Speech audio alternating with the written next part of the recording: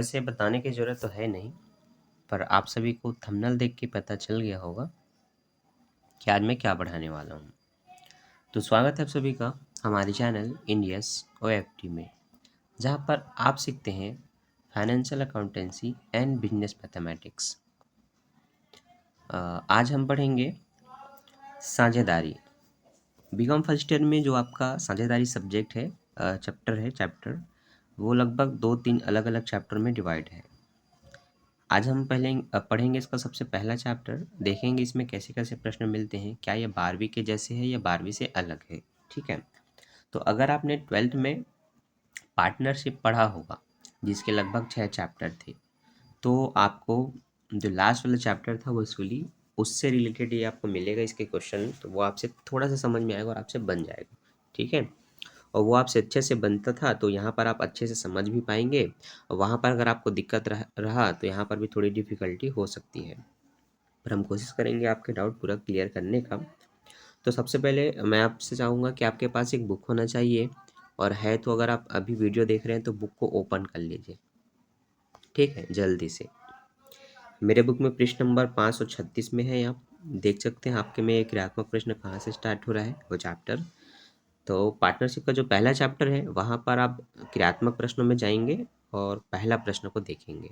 ठीक है, तो चलिए फटाक से स्टार्ट करते हैं बिना किसी देरी के।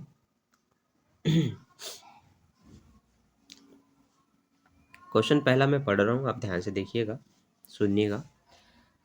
ए बी एक साझेदार हैं जिन्होंने 31 मार्च 2016 को अपने व्यवसाय के समापन का निर्णय लिया। उस दिन उनका चिट्ठा कुछ इस तरह से था। लेनदार 12,000 के, एक ऋण था 16,000 का, उनकी पूंजी थी 40 और 20,000 की, जो कि टोटल 60 हुई। सबको प्लस करेंगे तो 88,000 रुपये का इनका दायित्व हुआ। तो चिट्ठे में इनके 88,000 रुपये का योग है। रोकड़ा इनके पास 2,000 था, देनदार इनके पास 10,000 के थे, स्टॉक इनके पास 40,000 का था, प्लांट 28,000 का और ख्याति है 8,000 का। कुल मिलाकर के इनकी वैल्यू भी 88,000 रुपये हो रही है, 88,000। आगे, साझेदारी अपनी पूंजी के अनुपात में लाभ हानि विभाजित करते हैं। किस अनुपात में? पूंजी के अनुपात में, मतलब इनसे हमें अनुपात निकालना है, जो कि निकलेगा 2:1। विविध देनदारों से 8,400 रुपये वसूल हुए, स्टॉक से 36,000 रुपये और प्लांट से उनके पुस्त मूल्य से 20% कम। अब प्लांट देखिए 28,000 का है, उसका 20% निकाल के उसमें घटाना है और जितना आएगा उतना वसूल हुआ है। तो 28,000 का 20% निकालना है। ठीक है, 20% होता कितना है? तो आप क्या करेंगे, इसका 1 जीरो और इसका 1 जीरो काटेंगे, नीचे में 100 है ये समझ के। अब 2800 का दुगुना करना है, तो 28 का दुगुना 56 होता है, 27 दूनी 54 होता है, तो 56 2 जीरो मतलब 5,600। तो हमें क्या करना है, इस 28,000 में 5,600 को घटा देना है, क्योंकि उतना पैसा नहीं मिल रहा है ना। तो साथ में हाँ, इतना पैसा आपको किस में लिखना है? प्लांट का लिखना है। ठीक है बच्चों, समझ आया? तो इस तरह से निकालते हैं पुस्त मूल्य में जो भी कमी हुआ है उसकी अमाउंट। ठीक, लेनदारों को 5% कटौती पर भुगतान किया, तो लेनदार आपके 12,000 थे, 12,000 का आपको 10% 1200 होगा और उसका आधा 5% होगा, मतलब 600। 600 काटने के बाद 11,400 रुपये देंगे, तो कुछ आपको लाभ भी हो जाएगा। समापन पे कुछ ना कुछ खर्च होते हैं, तो उसकी लागत जो है वो 1,200 रुपये की हुई है। अब आपको वसूली खाता तैयार करना है, रोकड़ा खाता, है ना, अन्य खाते भी बने, मतलब शायद पंजी पृष्ठ वगैरह भी, आवश्यक पंजी पृष्ठ भी बोला है। ठीक है, तो सब कुछ लाइन से करते हैं। तो मैं आपको सजेस्ट करूँगा कि सबसे पहले आप खाता बनाइए। पंजी पृष्ठ आप कर सकते हैं, पर पहले आपका वसूली खाता तैयार होना चाहिए। तो आप समझेंगे सबसे पहले वसूली खाता। ठीक है,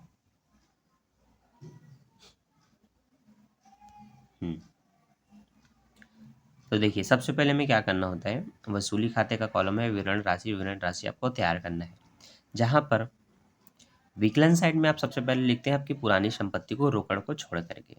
तो पुरानी संपत्ति में आपके पास देनदार, स्टॉक, प्लांट और ख्याति है। हमने लाइन से लिख लिया। देनदार 10,000 के, डेबिटर 10,000, आपका स्टॉक था 40,000, तो हमने स्टॉक को स्टॉक ही कहा है ना, 40,000। प्लांट को हम प्लांट ही कहते हैं, तो वो प्लांट है आपका 28,000 रुपये का और ख्याति है 8,000 का, जिसको गुडविल कहते हैं। सबको जोड़ेंगे तो आपका 86,000 रुपये समथिंग हो रहा है। सिंपल सी बात है, टोटल तो 88 है, 2,000 को छोड़ दिया हमने तो 86,000 ही होगा, ये आपका आ गया। उसके बाद 2 चीज़ें जो लिखी जाती है, वो होता है आपके दायित्व का जो आपने भुगतान किया, मतलब जो पैसा आपके जेब से गया। पैसा किस कारण में जाएगा, किस मद में जाएगा? लेनदार को पैसा देंगे उसमें पैसा जाता है, हाँ, और वसूली व्यय करोगे, खर्चा होगा उसमें पैसा जाता है। इन चीज़ों को लिखना है।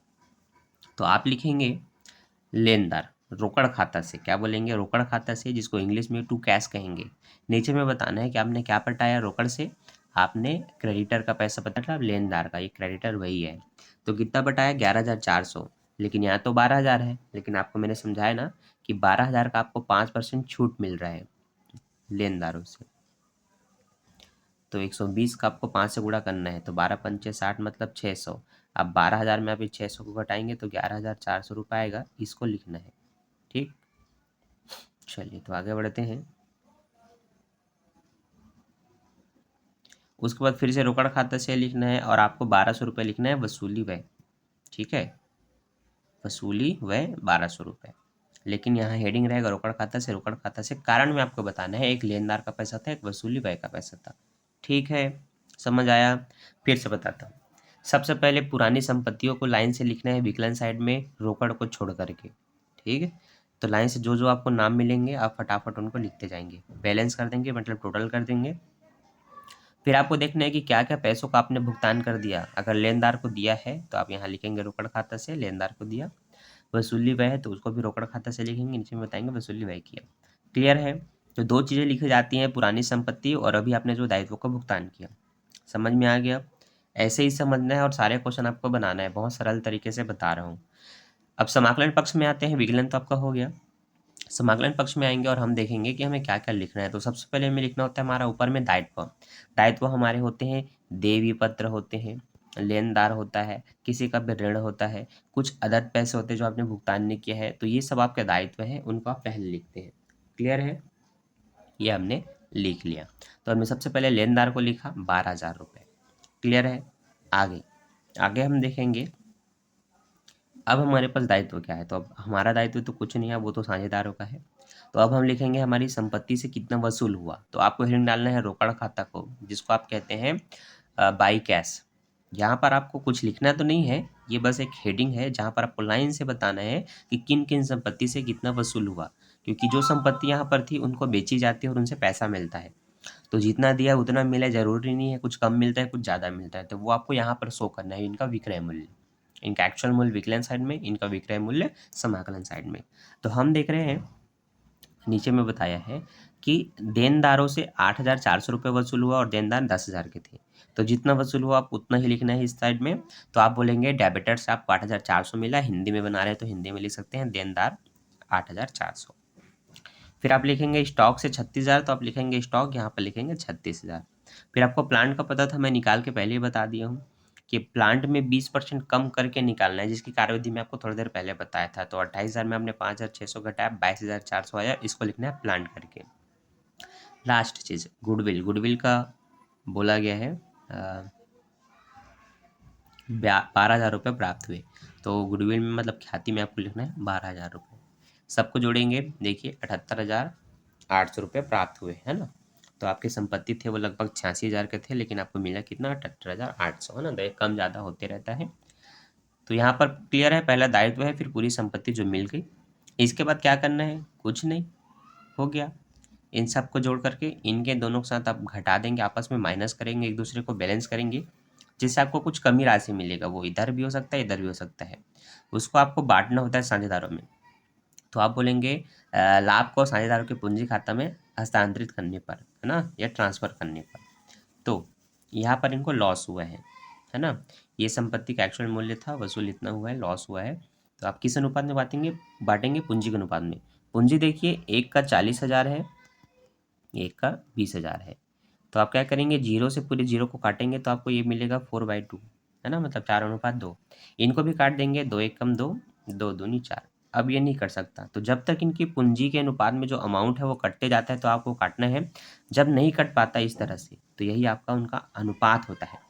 तो ये अपने लाभ को बांटेंगे 2/3 और 1/3 के अनुपात में। क्लियर है? तो ये ऐसे निकला, जिसको यहाँ पर आपको मेंशन करना जरूरी होता है अपने समझने के लिए, जैसे यहाँ पर किया गया है। अब आप बोलेंगे उसमें से इन दोनों को घटाने के बाद जो अमाउंट आया 7,800, उसका आप 2/3 निकालेंगे पहले तो 3 दूनी 6, 3 छक्के 18, 2 जीरो, ठीक है। तो ये आपका 26 दूनी 52 होता है, आपने 52 लिखा क्योंकि 27 दूनी 54 होता है, 2 जीरो। तो पहले व्यक्ति को मिलेगा 5200। अब 78 7800 में 5200 को घटा देंगे तो जो बचेगा वो दूसरे का होगा। तो आप कहेंगे बी को मिला 2600 रुपये। क्लियर हुआ? ये आपका पहला बन गया। बैलेंस करेंगे यहाँ भी 98,600, 98,600। क्लियर? ये हो गया आपका पहला खाता। इसमें अगर आपको कोई भी डाउट है तो आप अभी पूछ लो, क्योंकि आगे हर प्रश्न में ऐसे ही करके बनाना है। सारे संपत्ति को विकलन साइड लिखना है, रोकड़ को छोड़ करके। फिर आपने वसूली में आपको समीजन में मिलेगा कितना कितना खर्च किया और लेनदारों से कितना, मतलब लेनदारों को कितना दिया, उनको रोकड़ खाता से बोल बोल करके लिख देना है। ये विकलन पक्ष खत्म होता है। समाकलन पक्ष में आपके पुराने दायित्व देवी पत्र लेनदार जो भी होंगे उसको लिखना है टॉप में, जितने के हैं। नीचे रोकड़ खाता को बोल करके जितनी भी संपत्ति से जितना वसूल हुआ, नहीं भी हुआ तो कोई दिक्कत नहीं, जीरो करके लिखो, पर जितनी संपत्ति से जितना वसूल हुआ उसको लाइन से लिख दो। दोनों पक्षों को घटा दो, बैलेंस को बांट दो। वो बैलेंस इधर इधर कहीं भी हो सकता है, इधर लॉस इधर प्रॉफिट। ठीक, ये तो बन गया आपका पहला वसूली खाता। अब आपके पास ऑप्शन होते हैं, आप क्या क्या करना चाहते हैं। आप पंजी प्रविष्टि करना चाहते हैं, आप पूंजी खाता बनाना चाहते हैं, आप जो करना चाहते हैं कर सकते हैं।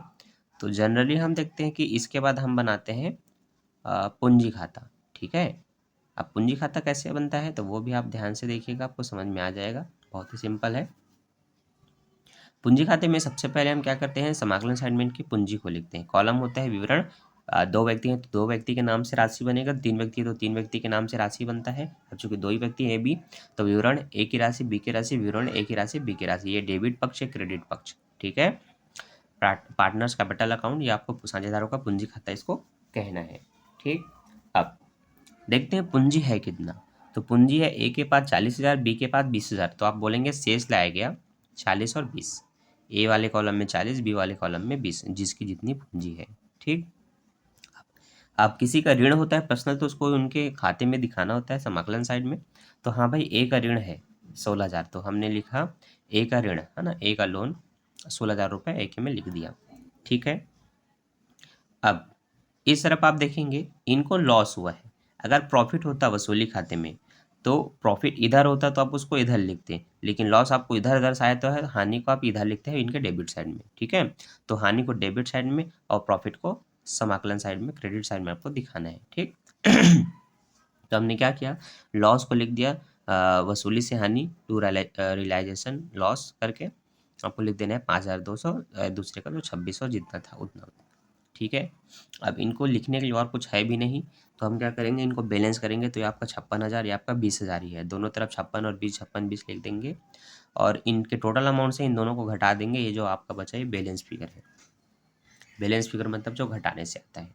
तो इस तरह से बन गया आपका पूंजी खाता, जिसमें शेष लाया गया और जो भी इनका ऋण है और जो भी इनको प्रॉफिट हो उसको लिखना है, लॉस हुआ है तो इधर लिखना है और दोनों को घटा देना है। ठीक, अब आते हैं आपके रोकड़ खाते में। रोकड़ खाते में आपको जो रोकड़ है आपको उसको शो करना होता है, आपके पास कितना कितना रोकड़ है और क्या क्या चीज़ें हैं। ठीक है तो देखिए, सबसे पहले आपने जो पैसा भुगतान किया उसको आप समाकलन साइड से लिखना शुरू कर देंगे। तो हमने लेनदार को दिया 11,400, हमने वसूली हुए किया 1,200 रुपये। ठीक है, हमें हमारे पार्टनर्स को देना है जो बैलेंस फिगर में आया, ए को इतना, बी को इतना। ये तो हुआ आपके खर्चे जो आपने किया। अब इस तरफ आपको दिखाना है आपके पास रोकड़ कितने का है। तो रोकड़ आपके पास पहले तो 2,000 का है, गलती से 200 लिखा है, इसको सुधार लेंगे, 2,000 का है। दूसरा रोकड़ जो आपको वसूली से मिला, मतलब देनदार, स्टॉक और ख्याति इत्यादि से जो हमें पैसा मिला ना, उसका आपको टोटल लिखना है, जो कि हमने 78,800 रुपये बैलेंस किया था वसूली खाते के समाकलन साइड में, उसको उठा करके लिखना है वसूली से, है ना। विविध संपत्ति से या वसूली से आपको इतना रुपये प्राप्त हुआ। क्लियर है इसके अलावा आपको जो भी छूट के रूप में प्राप्त होता है आप उसको लिख सकते हैं, नहीं तो बस इसी को आपको बैलेंस कर देना है। ठीक, तो ये हुआ रोकड़ खाते का या कैश अकाउंट का फॉर्मेट, जहाँ पर इस साइड आपके समस्त खर्चे को जो रोकड़ से हुआ, इस साइड समस्त प्रॉफिट को आपको लिखना है जो आपको रोकड़ के रूप में प्राप्त हो रहा है। ठीक, ये बहुत ही सिंपल है। 12वीं का भी एक बार अगर आप देखते हैं तो आपको बहुत अच्छे से समझ में आ जाएगा। अब आते हैं इनकी पंजी प्रविष्टि में। अब पंजी प्रोष्ठी जब तक आप अपना वसूली खाता इत्यादि ये सब नहीं बनाएंगे तो आपको नहीं बनेगा, क्योंकि उन्हीं के चीज़ों को यहाँ पर एक एक करके बताना होता है। ठीक है। देखिए, सबसे पहले आप अपनी पुरानी संपत्ति को बताएंगे कि वसूली खाता विकलन विविध संपत्ति से। ठीक है। तो देखिए, हमने रोकड़ को छोड़ करके सबका बैलेंस किया था, 86,000 आया था। तो वसूली खाता विकलन विविध संपत्ति खाता से 86,000 रुपये दोनों में है ना। तो realisation account to assets sundry assets करके आप लिख सकते हैं। ये हो गया। दूसरा, लेनदार आपके कितने के हैं, मतलब दायित्व क्या है उसको बताएंगे। तो दायित्व है सिर्फ लेनदार का, देवी पत्र रहता तो दोनों को जोड़ के लिखते हैं, जैसे इनके सबको संपत्ति जोड़ के लिखा, एक ही लेनदार था तो विविध दायित्व या विविध लेनदार वसूली खाते से ऐसे करके लिख देना है। ये पंजी पृष्ठ हुई। दूसरा, कारण बता देंगे इतने के आपके लेनदार थे। ठीक। अगला, संपत्ति से वसूल कितना हुआ, तो आप रोकड़ खाता को बोलेंगे, वसूली से बोल देंगे। ठीक।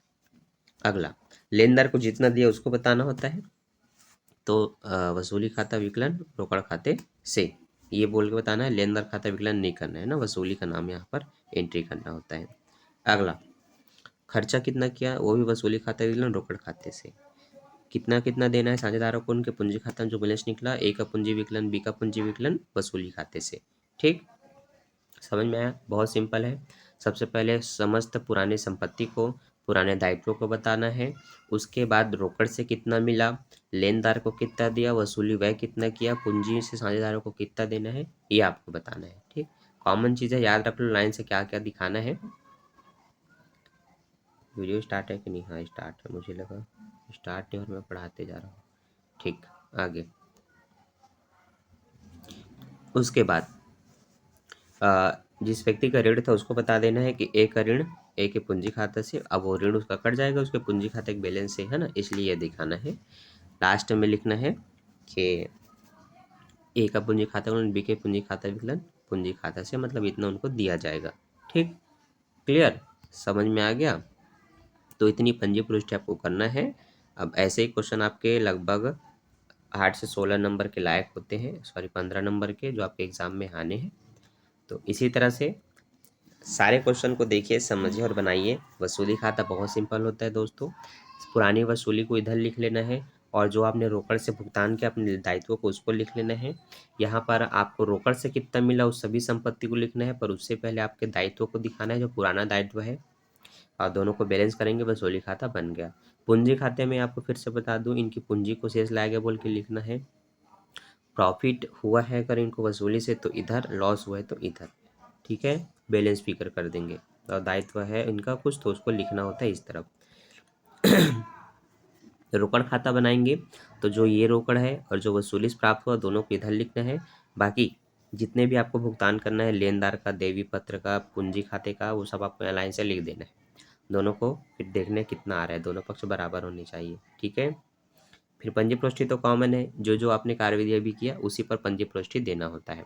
तो आई होप मैंने आपका लगभग 16 या लगभग कम से कम 20 मिनट लिया, लेकिन आपको मैंने सारे क्वेश्चन आपको, मतलब क्वेश्चन के जो फॉर्मेट थे कैसे कैसे बनेगा वो आपको मैंने समझा दिया।